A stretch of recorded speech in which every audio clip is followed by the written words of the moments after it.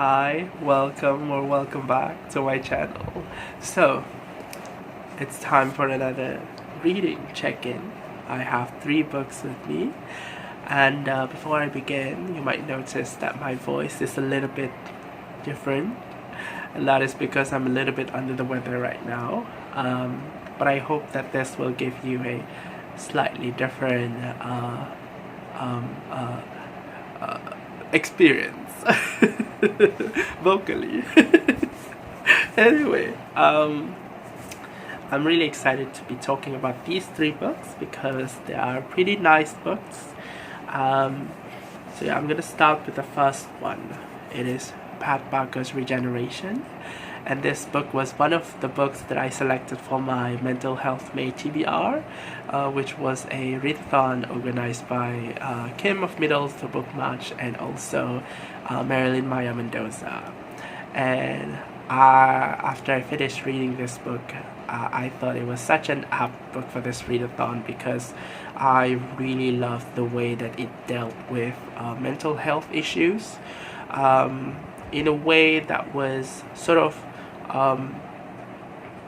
fairly appropriate for its time period, but at the same time presents such a high level of compassion, the kind of understanding that is required to discuss mental health issues.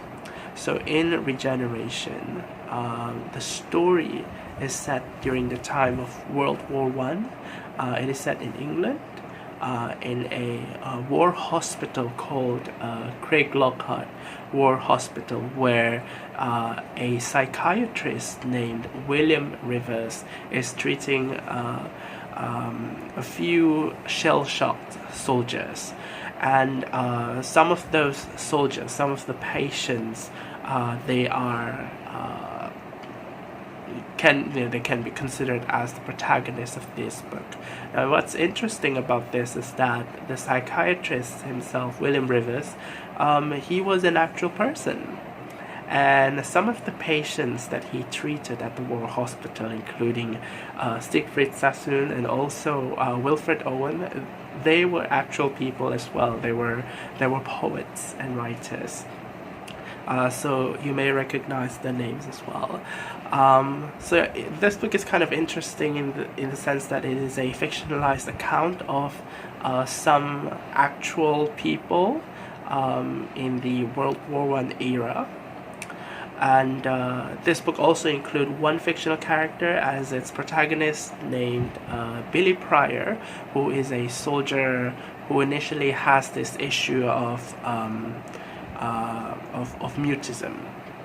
So what I really love about this book is how it portrays mental health and how it actually shows mental health and mental illness as something that is not necessarily a label of sorts, not just something that is a diagnosis, but something that can be considered as an experience.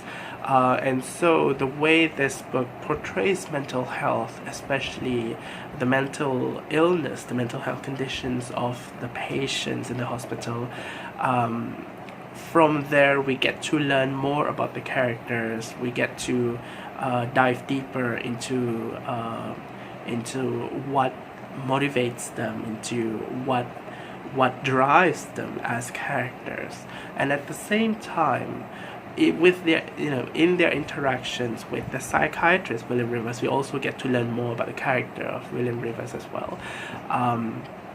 So there is a lot of basically dialogues back and forth between the patients and the psychiatrist, and from their interaction we get to learn more about them. We get to learn more about their situation, but basically it's very easy for us to feel closer to the characters thanks to how the author writes the characters in this book. There are really lovely explorations on the concept of toxic masculinity, without having to pretty much just label it as toxic masculinity. I don't think that was like a fashionable term at that time, but this book, I would say, deals with that a lot. It deals with the rigid gender roles and gender expectations that people at the time sort of feel like they have to adhere to, and all of these contributes to the aside from the whole war situation, all of these things contribute to the deteriorating mental health conditions of some of these people, especially those who are enlisted in the war. So I thought that was really nicely written. It's really tender. Surprisingly, it's really tender, because for some reason before I got into this book, I thought that it was going to be like some kind of a sausage fest with a strong dude bro lit vibe. But yeah, it wasn't like that. But rather you get a lot of very tender moments. You get a lot of essentially loving conversations, I would say, compassionate conversations between these male characters who feel like they have to act in a certain way, but because of their health conditions and the situations that they found themselves in, certain things just can't work out the way they want to, you know what I mean? So yeah, this book was an awesome one. I look forward to read the next 2 books in this trilogy. So yeah, moving on to the next one, talking about fictionalization of real people. The next book is also the same. This is The Book of Proper Names by Amélie Nothomb, my second Nothomb. This one was translated by Shaun Whiteside from French to English. So Amélie Nothomb is a Belgian writer, and so this book, it is a biography of a character named Plectrude. So basically what happens is that Plectrude was born from a marriage that is not exactly very unsatisfactory for the wife. And what happens very early on in the story is that the wife, feeling some kind of dissatisfaction, she decides to shoot her husband while she is pregnant with Plectrude. And so when before Plectrude was born, the wife was arrested and put in prison.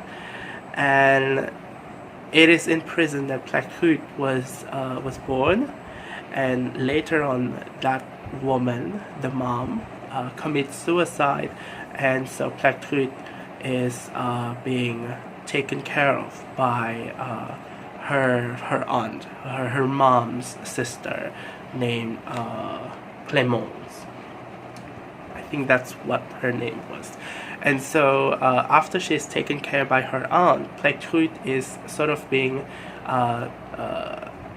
she is really well taken care of. Clémence really loved her. She really doted on her, and she really wants Plectrude to become a dancer, because she herself wanted to become a dancer, but she couldn't. And this is sort of where the story really took off, starting with Plectrude beginning on her journey to become a dancer. And so we will see something or some things happening after that. And this is basically a story where we have the character, the main character, being subjected to the external will of other people beside herself. And so we see a character named Plectrude. Now her name is really interesting. This book's title is The Book of Proper Names, and so the fact that the main character has the name Plectrude, which is kind of unusual, says something about the life that this main character is going to have later on, because as a baby you don't get to choose the name that are given to you, and so she was given this unusual name because of her mother's really strong desire to have an extraordinary life. She can't have that for herself, and so she tries to impart it on her daughter without really thinking about what that is going to entail for her daughter. And this theme is going to happen fairly recurrently in this book, how multiple characters are going to sort of impose their desires and will on the main character. And this novel is pretty much going to be a coming-of-age novel where Plectrude is going to sort of experience some kind of learning experience, where she would eventually realize that being able to take control of your life is something that's quite valuable. So yeah, like I said earlier, this book was a fictionalization of an actual person, fictionalized account of an actual person, and that individual is the French singer called Robert, who happens to be the friend of the author, as I found out from the internet. And I didn't know that because the entire book just feels really whimsical. It reads like a fairy tale. It reads like a very surreal story where there are a lot of elements just feel really random, really strange, like how the mom kills herself, and how the mom shoots her husband. All of those things are written in such a way that feels very detached emotionally, and so it doesn't feel like the author or the narrator really wants the reader to feel for the mom or to feel for the side characters, but rather just portray them as something. So there's a bit of that absurdist style in there as well, that kind of scoffing at the gravity of the situations that some of the situations would definitely have. This book will also talk about some fairly grievous subjects as well, things like obviously like murder and suicide, but also things like eating disorder, which is going to play like a big role in this book as well. But the way that the novel treats that subject, it does so in a way that is quite it's not disrespectful, but it's fairly irreverent in a way that is that feels intentional, if you know what I mean. And so that kind of makes this book feel like it's just a fairy tale. Like you don't expect that it's going to be like a fictionalized story of an actual person. And so the ending is very interesting. There is something that is so, I would say, metafictional about the ending, which is sort of my thing. What I like in stories. So yeah, I would definitely recommend this one if you want something that is fairly unusual as well. Definitely try this one. This is my second Nothomb. The first one I read, Fear and Trembling, was a 5-star read. That was awesome. And I'm looking forward to read more of her stuff in the future. And so lastly, I want to talk about this one by Ursula K. Le Guin. This is The Word for World is Forest. It's a very short book. It's pretty much a novella. And I think this one is lauded by a lot of people. And I would say in general, I would rate this book quite decently. But because I really like, from what I've read so far, I really like Ursula K. Le Guin's stuff.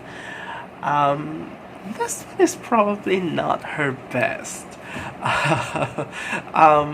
Okay, for the positive part, I really like the way that this story is created, how it is arranged. So basically the story is about how